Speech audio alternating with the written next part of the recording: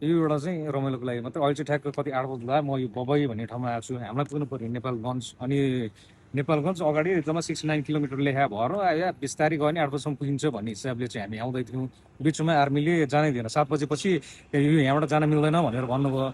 मैले चाहिँ अब हामी फर्स्ट टाइम आएको यो बाटो थाहा भएन भन्दाखेरि उहाँले मिल्दैन भन्नुभयो। त्यसपछि मैले चाहिँ हेर्नु सर हामी रारा गएर आएको, यो तामझाम यत्रो छ होइन, रारादेखि यहाँसम्म आएको भन्दा उहाँ त कहाँ पर्नुभयो, रारा स्कुटरमा भन्नुभयो उहाँले। अनि मलाई के भन्नुभयो भने ल आफ्नै रिक्समा जाने हो भने जान दिन्छु भन्नुभयो। अब बजा चाहिँ जम्मा 7-5, अब त्यहाँनिर बसेर काम के गर्नु पऱ्यो भन्दा मैले भने होइन, म हामी रारासँग त म आफ्नै रिक्समा गयो भने अब यहाँबाट त्यहाँसम्म म आफ्नै रिक्समा जान्छु, मेरो के चाहिने हो तपाईँ लिनुहोस् भन्दाखेरि उहाँ पनि छक्क पर्नुभयो।